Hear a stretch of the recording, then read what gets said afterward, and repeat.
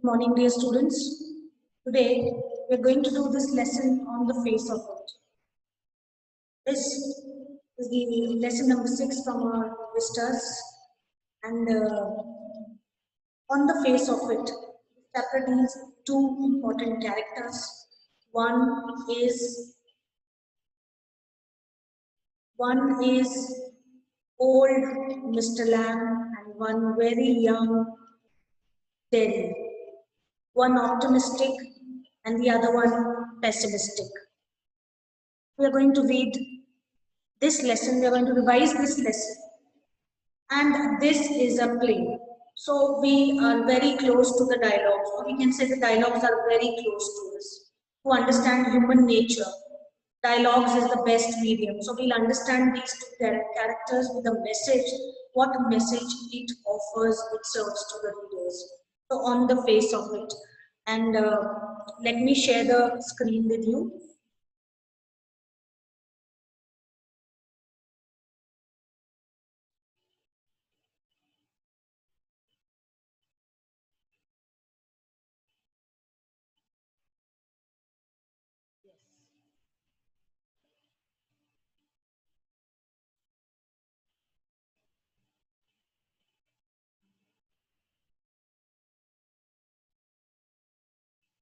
Yes.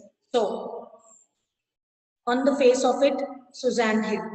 This play is a featuring, or this play features an old man and a small boy meeting in the farmer's garden.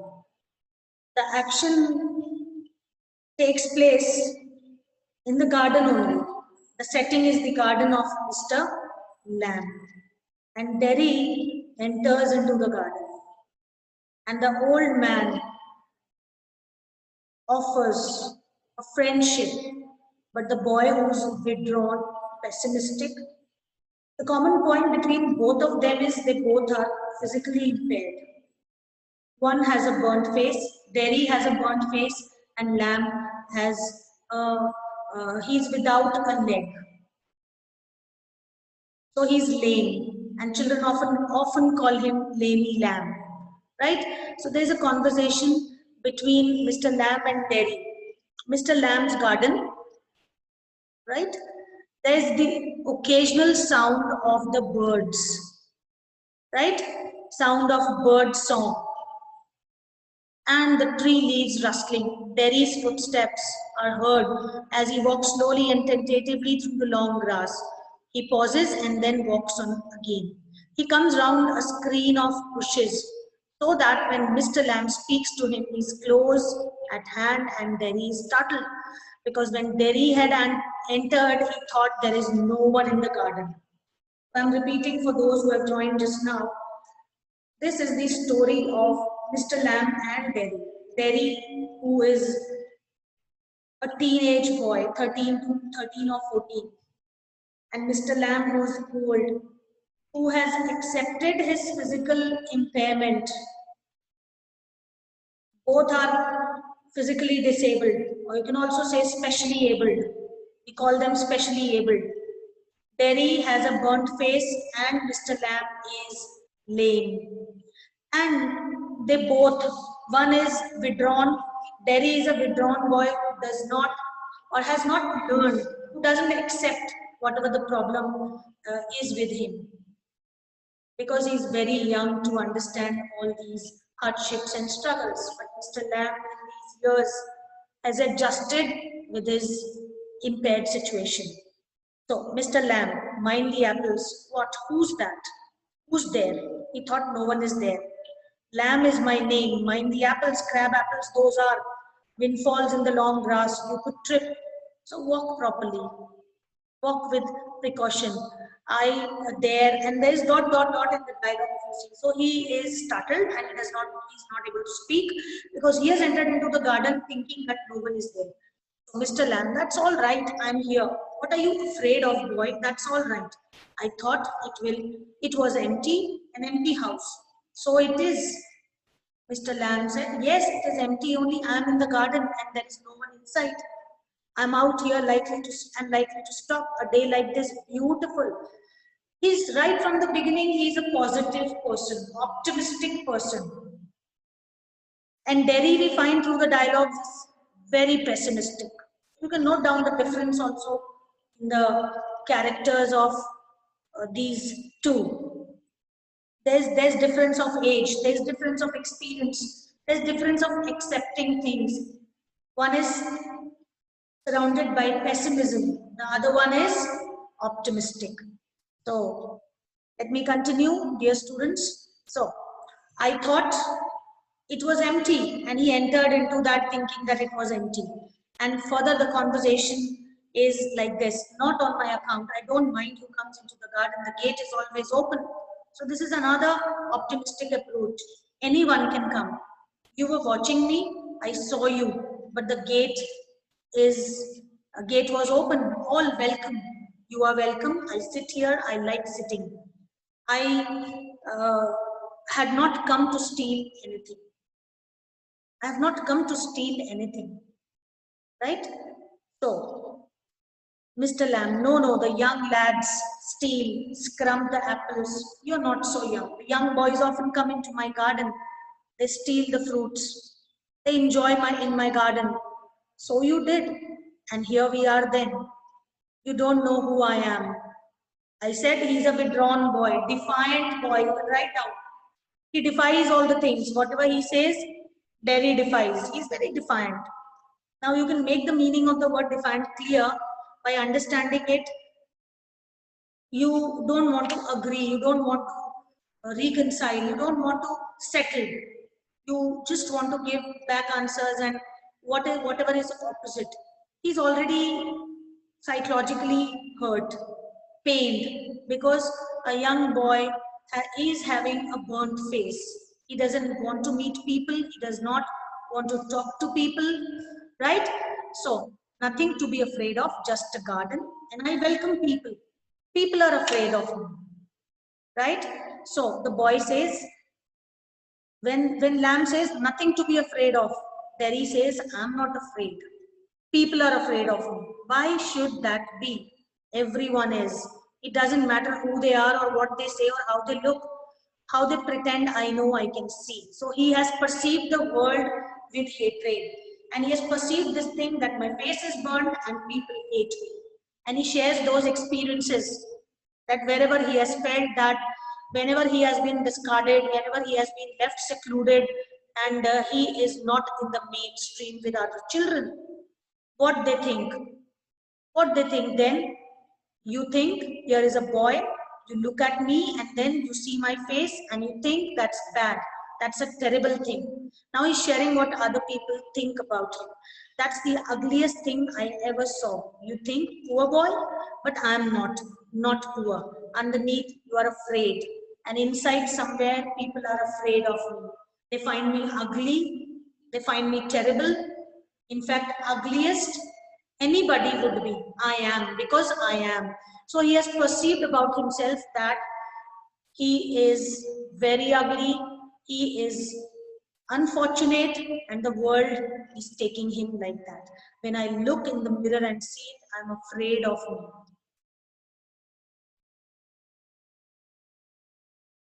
Just a minute, dear.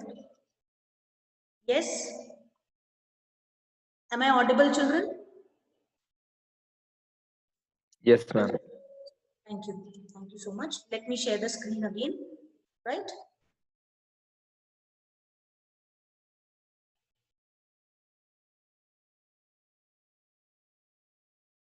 Yes, we are here. So he has taken the world as pessimistic. His outlook, you can say, is quite pessimistic. You can learn 3 words you can keep about this Derry in your mind. He's defiant, he's pessimistic, and he's withdrawn. Withdrawn from the world. All the lively things of the world that a child should enjoy. So when I look in the mirror and see it, I'm afraid of me. Why others will not be afraid of me when I am myself, afraid of me? Like, no, not the whole of you. Not of you, yes. There's a message in this line, children. There may be some problems, but the problems are not bigger than you. Right? So there is not the whole of you.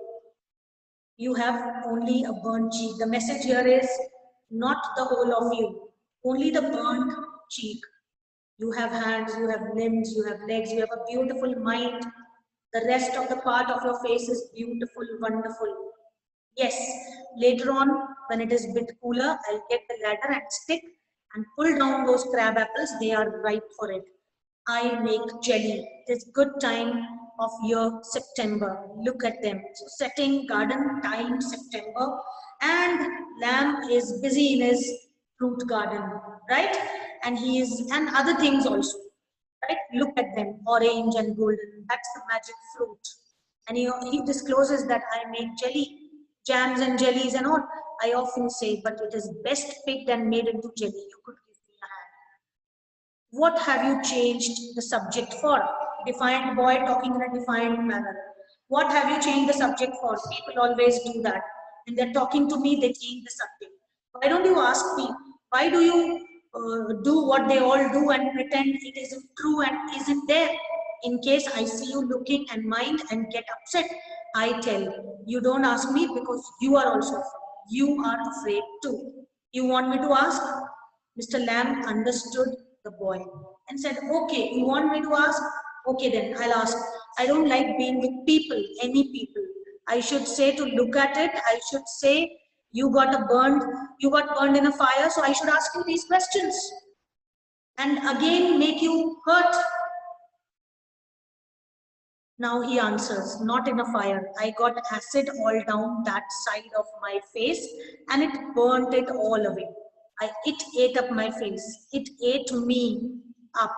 And now it is like this and won't ever be any different.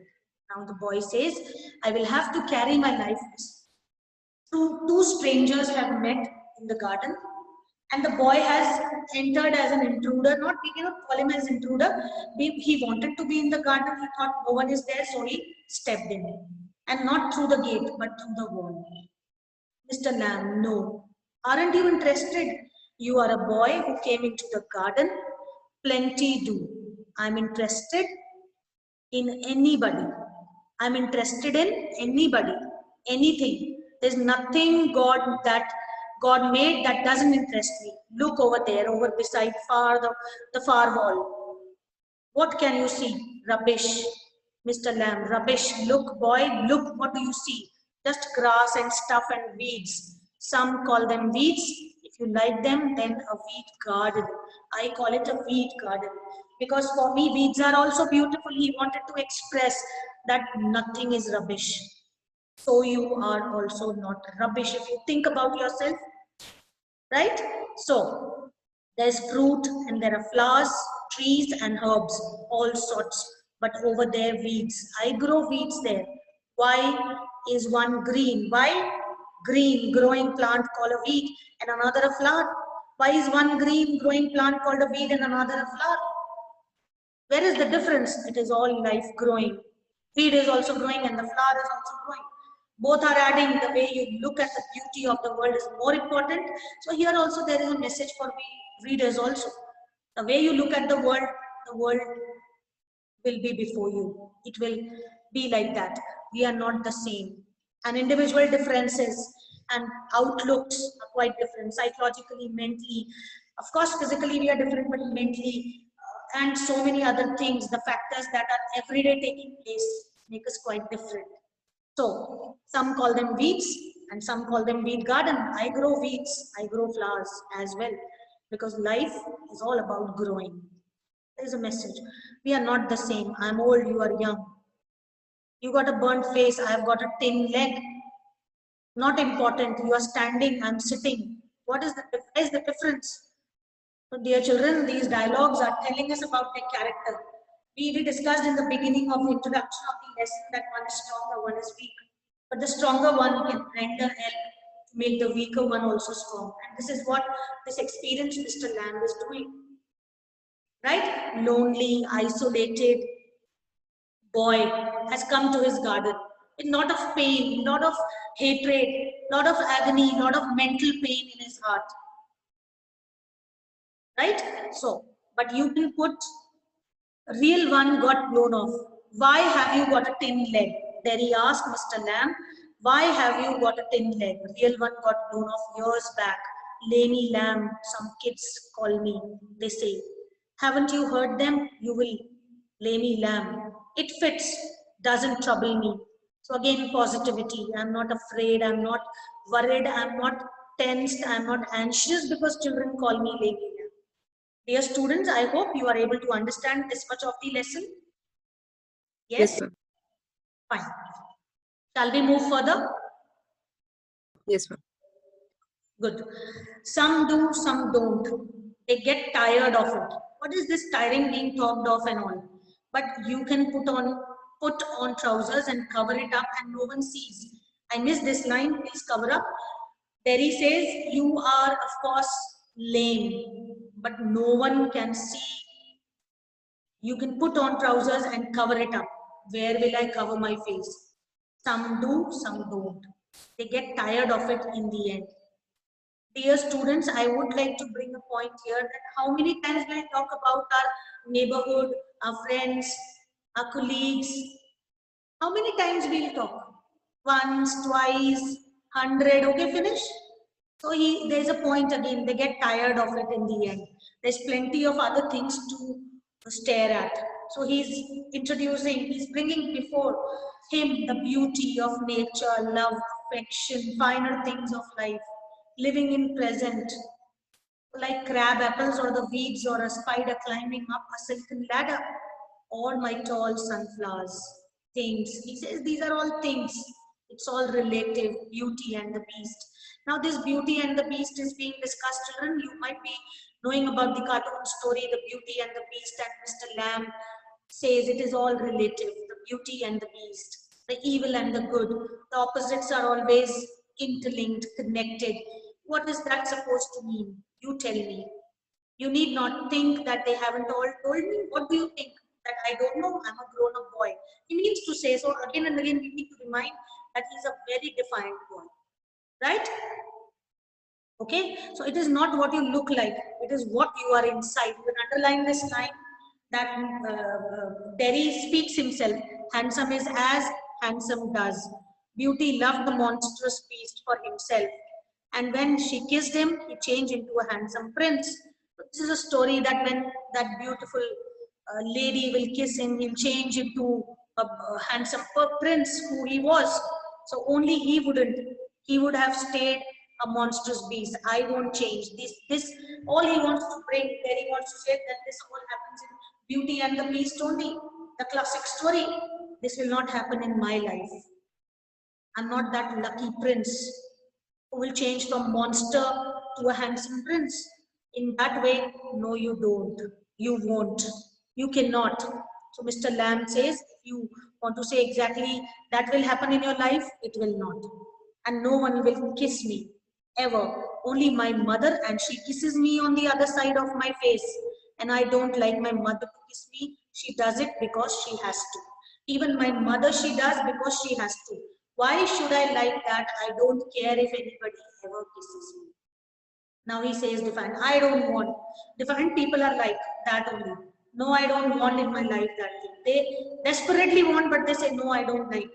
They like it, they say, I don't like it. Because somewhere they are pained.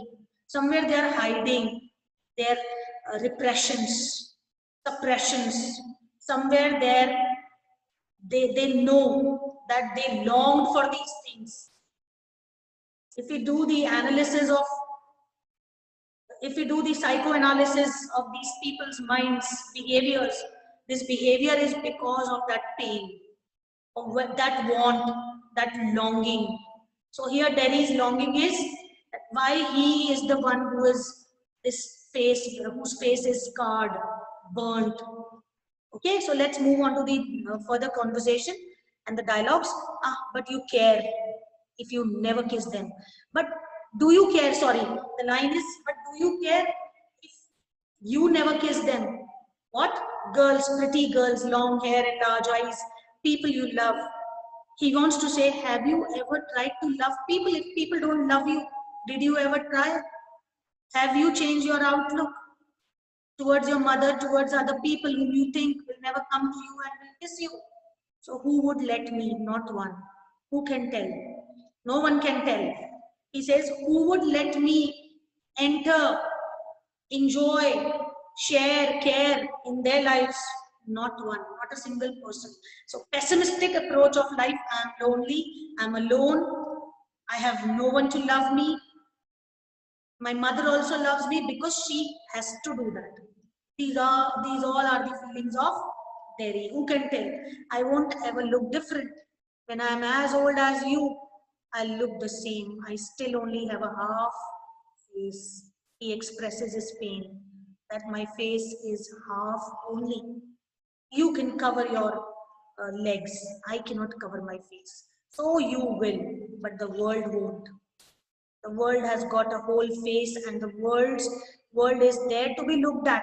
Okay, the world will not look at you, but you can look at the world, the beauty of the world, right, dear students? So there is a vast experience of this Mr. Lamb, who's trying to teach this young boy that life is a big deal.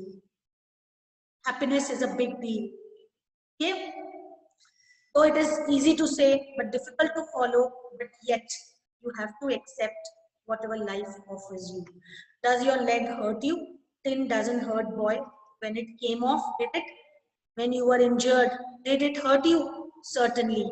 And now, I mean where the tin stops at the top, now and then, in wet weather, it doesn't signify. I don't care. So, Mr. Lamb is such a character. You can note down also that he is not worried about his impairment. But on the other side, this young boy who's quite robust, but all his energy has been finished because he's you can say he's obsessed with this pain.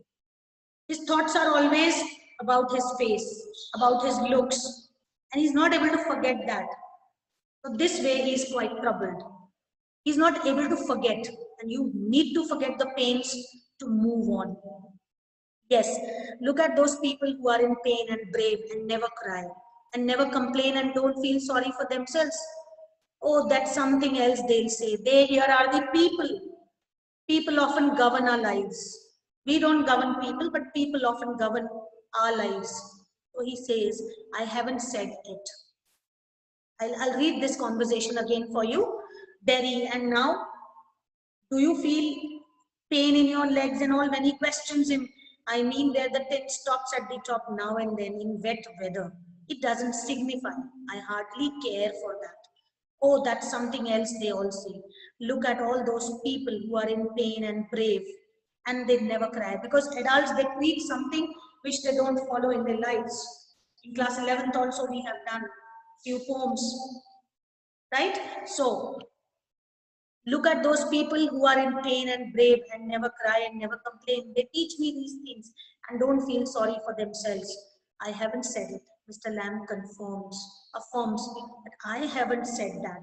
And think of all those people worse off than you. And they teach me, they preach me that think of all the people, those who are more in pains. Think you might have been blinded or born deaf, because we are taught right from the childhood to see if you are ever in pain, see others, those who are in more drastic situations and painful situations.